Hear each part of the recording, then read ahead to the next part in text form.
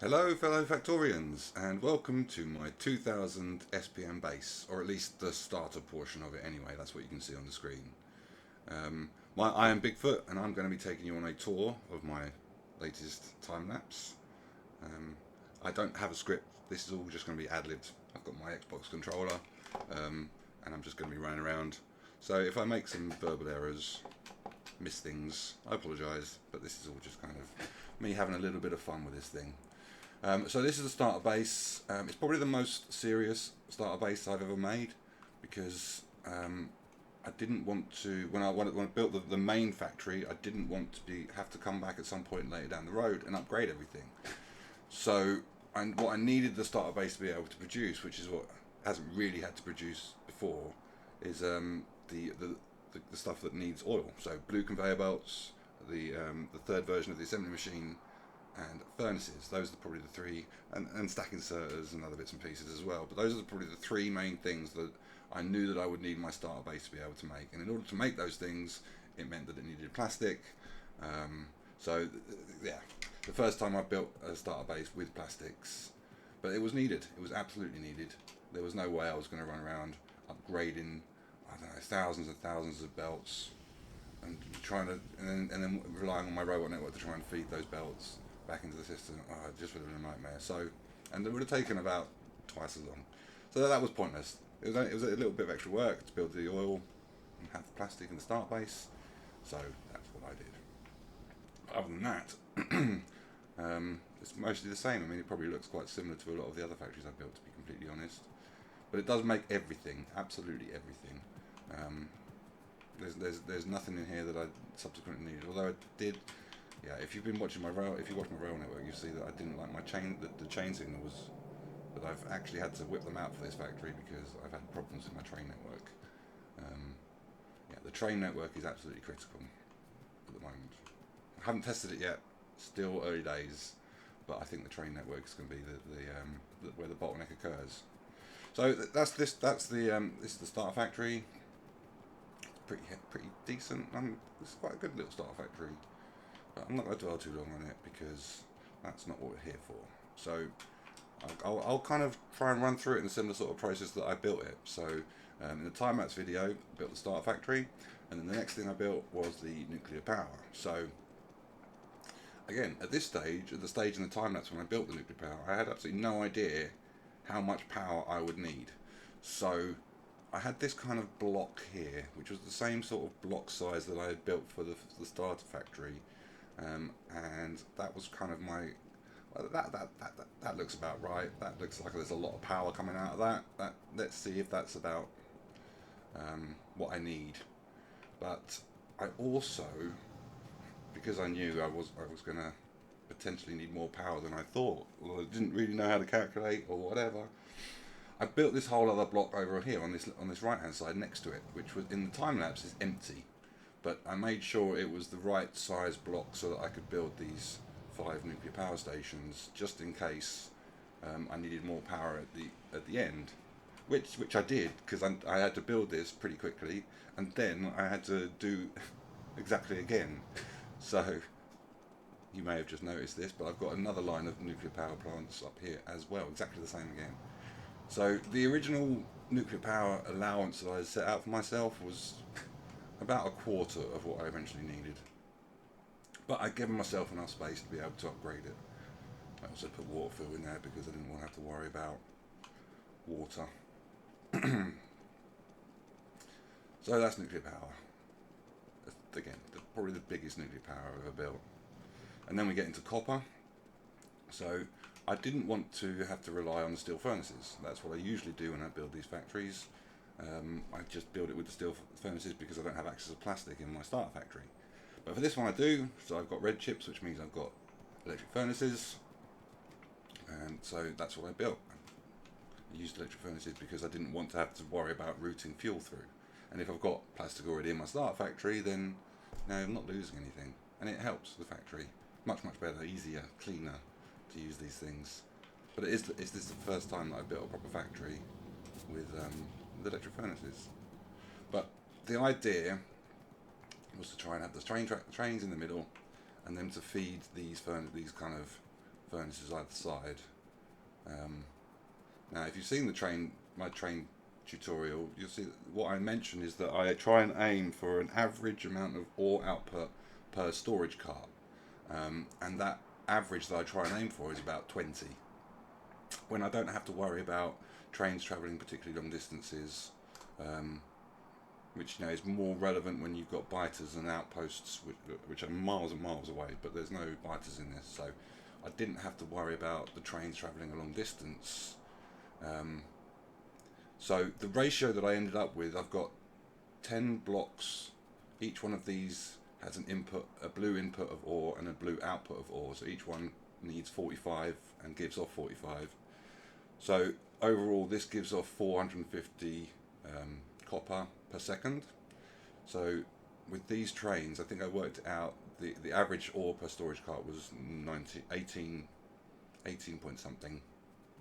So it was kind of in the sweet spot for me. It was below what I was aiming for. There was a little bit of Bunsen in the system, but it was right. It was in the right place. So I mean that's the copper, and to be honest, it's the same for the iron, although that's a little bit further away. But because I needed 2 of these, my original plan was actually just to build. If we look at the map, I've got 4 of these kind of train terminals with the furnaces either side. My original plan was to build 8 all on its own, sticking out like this, but I figured that would probably be a little bit ugly, so I chopped that bit off and brought it around here, and just thought that would be a little bit more elegant. So that's the copper. Each one of these blocks, like exactly the same as the steel furnaces, I need 72 of them. So this is 12 rows of 6, which makes up 72. And gives me a nice elegant block, which I like, and fits in with the rest of the geometry of the factory. This was actually this whole train terminal with the furnaces either side. The geometry of it worked out really, really elegantly. I was really pleased with it. I had to introduce a gap. There was a little bit of space left over that I couldn't use, but gaps aren't the end of the world. As long as it's kind of regular, I'm fairly happy. It's when I've got one gap and none of the else are separated that I start to get a little bit annoyed. So in terms of numbers, let's have a go at the numbers. So each of these 10 blue belts of copper. So at the top I've got 8 of them. So 1, 2, 3, 4, yeah, 8. So this has produced 80 blue conveyor belts of copper. And then I've got the same again down here, so that's 160 blue belts of copper in total. With that copper, I need to make. I'm not going to go through the numbers and the maths. I'm just going to tell you what the output of the maths was. The amount of green chips I needed was 82 red belts worth of green chips. So the maths worked out really, really well. I was able to fit 7 in between the main path and the train tracks, and again between these train tracks. So 3 times 7 is 21, times 2 is 42, and then I've got another over here that gives me the 84 that I wanted. It's the maths really, really worked out elegantly. I was there were certain moments where I was like, well, this is just meant to be, because the maths was just perfect. 84 divided by 4 is 21, and I can fit 7 between the train tracks, so it's just excellent. I couldn't have planned it out better. And then we move across, so we've got red chips. So this is a new block that I built just for this factory. It wasn't as perfect as it needed to be in other factories, because I didn't need to push things as hard. So for this one, I've kind of, there we go, built a specific block. This is actually just half, so that's what we actually have is copper cables down the middle. They produce 2 full blue belts, conveyor belts either side, and then that gives me the red belts that I need either side from those copper. It's just again another nice block that works really well size wise. Again, I've got another gap, but if I've got a gap elsewhere, who cares? Then we have blue chips. So again, the maths of the factory, this might surprise a lot of people actually. The maths of the factory are, to get to 2000 SPM, you need 60 blue chips per second. That's it. However, in order to get 60 blue chips per second, you need to burn like 1200 green chips per second. So that's why, I mean, there's just an enormous amount of green chips coming up in here, because the blue chips need a lot of them. But the output's only one red belt. Like, and there's obviously another red belt on the other side of the factory. So I've got two of these red belts of blue chips, 30 a piece, gives me the 60 that I need. But it is just surprising that, you know, all of this, well, a lot of it, is just to give me this, you know, 1200 green chips. I mean, how many divided by 30? That's 40. So half of my green chips, about half of my green chips, are going into blue chips. So all of this gives me one red belt of blue chips, more or less. It's quite crazy when you think about it, all of this stuff. So working our way across. So this is iron. Now, iron are split into two kind of separate sections. So down here, we've got a slightly different arrangement. Here we've got what is whereas before we had 12 rows of 6 furnaces, and that gave me the 72 that I needed for a blue belt. For the green chips, in order to get the right ratios, you need a blue belt of copper and a red belt of iron. So I have specifically built my base to produce these red belts of iron. So this block is now 12 rows of 4, which gives me 48 furnaces, and that gives me enough furnaces to convert a red belt of ore into a red belt of plate. So I've kind of built the modules that I need to satisfy the right demand for the blocks that I've already built. It's kind of, instead of building a blue belt block with 72 furnaces in, and then trying to split that up later down the road, I've just built a red belt version of it. And, you know, as luck would have it, I can fit 7 of them perfectly in the same space that I've got the 5. And that means that I've had to change the railways, because the railways before were outputting blue belts. Now these ones have to be red belts, and also because there's 7 blocks either side of the train tracks, as opposed to the 5, we now have 7 belts here, 7 red belts, but we only have this is the 6 version. You can see that they're completely different size, and then we have 5 belts coming out here. So, and if you work out the maths, 5 blue belts of something is about the same, it's not a million miles away from 7 red belts of something. 7 red belts of something is 210, and 5 blue belts would be 225. So there's like less than 10% difference. So the maths just worked out so well. I could fit 7 in here the same way that I could fit 5 in over here. I could fit in the 7 belts, the red belts that I needed to feed the furnaces without any loss in production or efficiency. It was just excellent. It was just perfect. And obviously, because I've got 21 of these, 42, sorry, I need 42 red belts of iron, and because I've got 7 between these train tracks, I only need 6 of them. The math just so perfect. So that's what this is down here. That's what these 6 blocks are down here. This doesn't have a train track because these are steel. So 1, 2, 3, 4, and then these 2 up here are up for steel as well. And then these are normal iron with, in the blue belt setup that I've got the same for the copper. So I just wanted to give you an idea of how I've constructed it in a way to make the recipes a little bit easier to manage, a little bit easier to kind of force it to produce what I need it to produce, and without having to split belts off and join them together and really kind of fudge the mathematics. So that's iron, steel, copper, green, blue and red chips, and then next obviously is all of the stuff that I need for science. That's what this is.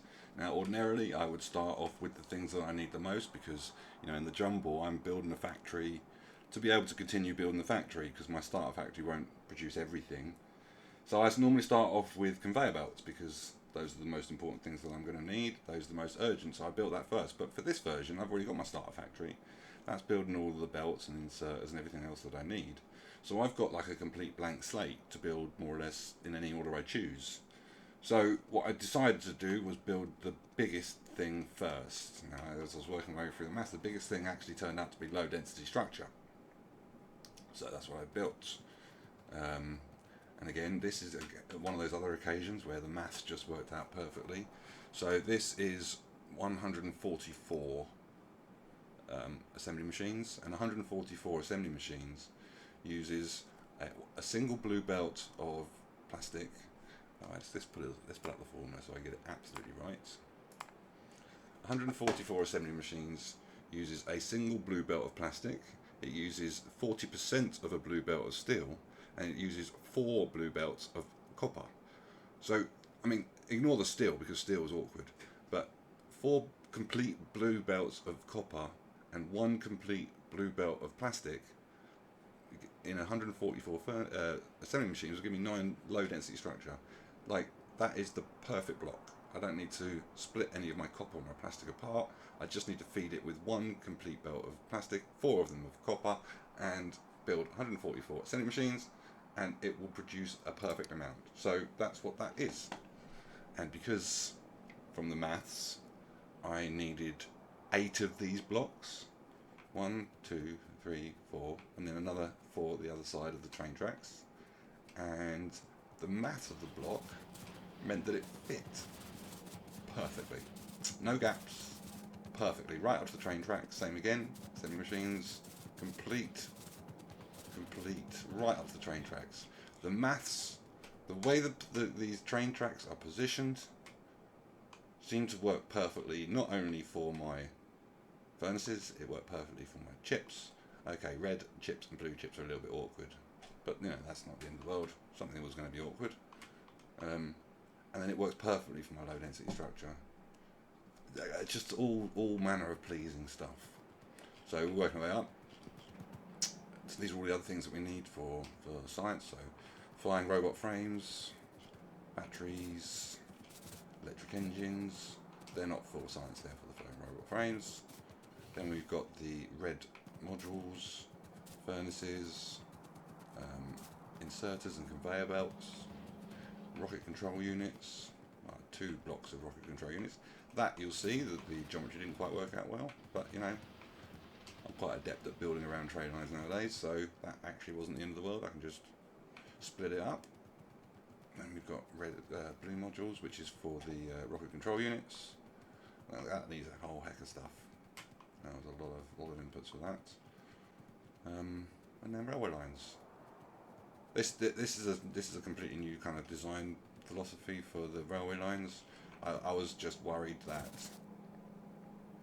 if you tried to put 2 conveyor belts between the assembly machines, then you would have to rely on the long inserters, and the long inserters aren't very quick. And this thing produces in half a second. So I didn't want to rely on the red inserters.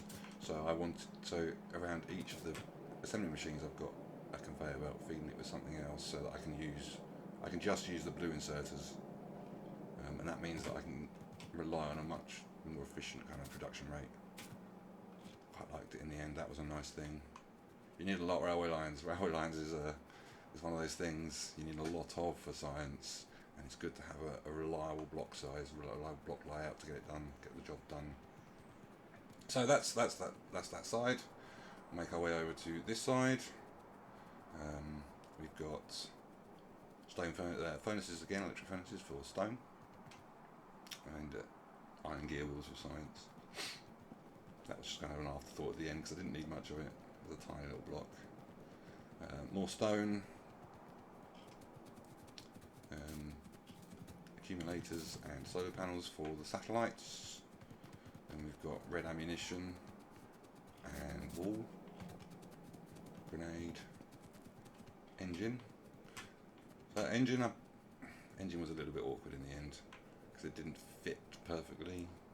I needed 4 of these blocks, and there was a little bit of space left over. But again, I've just split that over. If we carry on moving our way across, then we've got the oils. Now I posted a comment. I posted a message on my on social media on YouTube when I completed this, because it was just, of any of the parts of the factory that just worked out perfectly, this was the one. It fit into the slotted together. It took a little bit of time, but once I popped this down in this kind of way, I was like that's it. I've got it. No point changing it. Okay, so back to the numbers. I need 20 for the whole factory. I need 28 blue conveyor belts of plastic. So for each half, that means I need 14. Now 14 is a little bit of an awkward number because you can't split it into 2. Well, you can split it into 2, but it gives you 7, and I couldn't fit 7 either side. I could only fit 5 with a little bit of space left over. So 5 here, and what I decided to do was put 2 down here. So that's my 7. 1, 2, 3, 4, 5, 6, 7 on this side, and I've got 1, 2, 3, 4, 5, 6, 7 up on that side, and then I filled the rest of the gap here with what I would call the oil balancing stuff. So the stuff that turns heavy oil into light oil and light oil into petroleum. And then what I calculated that I needed was 877 oil refineries. That's what I calculated I needed. And when I laid it down, what I found was that I had 110. And I had 8 of these blocks. So 8 times 110 was 880. That's how many I've built. And what I needed was 877. So I've got I've got 3 more of these oil refineries than I need. I literally couldn't have planned it out better. And it fits in the space perfectly. And it gives me this perfect sort of size here to fit the plastic and all the inputs and outputs that it needs. It was just perfect. Just like, I couldn't have planned it out better. Like, this whole bottom part of the oil was just went down like a dream. But, and this is probably always the way when you get something that works out perfectly. You're always going to find bits that don't work out perfectly. And this was the part where immediately after building the perfect thing, I came up against problems. So this is a frequent problem for me. So you can't intertwine the pipes. So if you've got a main bus of pipes coming down the middle and you've got stuff feeding from it from the left and feeding from the right, and those pipes happen to cross, then they don't work. They don't work. So if they do cross, which is what this one would have done, see, that one would have come out here and it would have crossed with the light oil to get over here to the water. So I had to kink it round, and then because I had to kink that round, this one's had to kink round, and this one's had to kink round, and that's why I hate doing bends and stuff, and why everything's in straight lines, is because I end up with details like this, which I absolutely hate. And this is now everywhere on this up here. It's over here. Really, really hateful details. I think it also happens up here a little bit. No, this isn't too bad. This is all okay. So yeah, these are the second kind of blob of oil refineries. And then rocket fuel, and the solid fuel for all of the rocket launches. So one unusual quirk that only really came out of the oils once I started to push things a little bit was that, you know, when I worked out the maths, I just worked out how much light oil I needed for rocket fuel and for solid fuel. I didn't really think about the larger implications of what I was working out. I just was like, oh, I need this much light oil, this needs to go there, blah, blah, blah, blah. And what I found was that once I'd got the oil, once I'd filled up the factory with oil, but hadn't turned on the rocket launches, the plastic supplies were really, really, really low. I did not produce anywhere near enough plastic for what I needed. But that, I was thinking about it, that was actually obvious, because I'd already calculated that a big lump of light oil was going to be going into rocket fuel. So if I hadn't got the rocket launches on, then that light fuel wasn't being used, and I wasn't refining the oil, and I wasn't producing the petroleum, and therefore I was producing much less plastic. So, crux of the issue is that if I'm not launching rockets from this base, then my SPM is probably going to be 20% of what it is if I am launching rockets. I.e., I'm going to get like 4 or 5 times more science by using all of the extra resources that the rocket launchers need, because the rocket launchers use so much light oil, and that clears up the space to refine the petroleum. So once I started launching rockets, my plastic production just rocketed, just absolutely rocketed. I've got, as far as I'm aware at this point, it's not been through a proper test yet, but as far as I'm aware, it looks like the 2000 SPM is achievable. The oil was something I was worried about. It's always a little bit concerned with fluids. You can't really calculate where it's going, where it needs to go. You know, it's difficult. It's not as straightforward as it is with a conveyor belt. So, if any part of the factory wasn't going to work, ignoring the trains, if any part of the factory wasn't going to work, it was going to be the oils. But it seems like I've got it right. It feels like I've got it right. But that's for another day, that test. And if we carry on walking away across, then we've got the last port, which is the coal. And coal's really quite minor actually in this factory. Normally, you need quite a lot of coal for your steam power. You know, and ordinarily I haven't built a nuclear power plant for my starter factory, so I need a lot of coal for steam power. But this one I don't. I've got nuclear power all set up, so coal is just really minor. It's really just a very slow input, just a slow amount of, just to keep plastics and grenades going. That's all it's needed for. So that's kind of the top half, and the bottom half is exactly the same. All of this stuff is exactly the same. It's just the copy of the top half. There was no reason to do anything different. I mean, it's not a direct copy. It's actually a reflection, so it had to be built slightly different. I couldn't just copy what I'd built at the top half, because these buses are different and they flip round. So it's the same as what it is up there, just reflected. And then we get to the science. Now, for science, I'd actually allotted all of this space for science. I thought, science is going to be huge. 2000 SPM, that's going to be massive, isn't it? Surely I'm going to need a huge amount of space for that. But no, I just needed this. That was all I needed. Just that little bit of spot up here. Quite disappointing, actually. That big gap there. I feel like I should just put more science in there, just because. Maybe I should fill it with solar panels. I don't need solar panels. I've got so much nuclear. But anyway, just one of those moments where I allotted something and it just didn't work out perfect. It didn't work out the way that I anticipated. It was completely different from the way I anticipated it to be. But again, science hasn't really been tested, so it's difficult to know for sure whether this is what I need, whether this is enough. It's enough labs, and I'm certain it's enough. I've done all the calcs. It's just when I start pushing things. And then we've got rocket launches, which I've turned off because, number one, when this whole factory is running, it actually doesn't feel that bad at the moment. It's not that bad. When the whole factory starts running, everything slows down. The lag in the game is bad for a factory of this size. It really slows down. So yeah, with everything turned off, with research not running, and with the rocket launches paused because I've cut the belts off here, everything is a lot smoother. That's good to know, actually.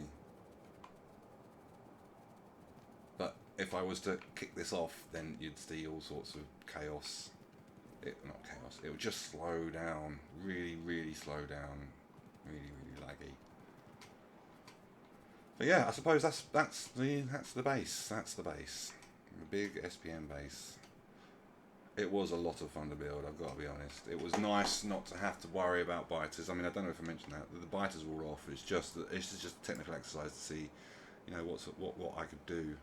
And then obviously all of the ore patches are on maximum setting, which is actually again very nice not to have to worry about looking for a whole load of ore patches. Although it was a very long time to build all of these ores, all of these mining drills.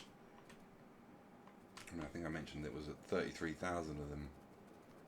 Like that is accurate. So that is actually how many I used. It's probably 33,500, something like that.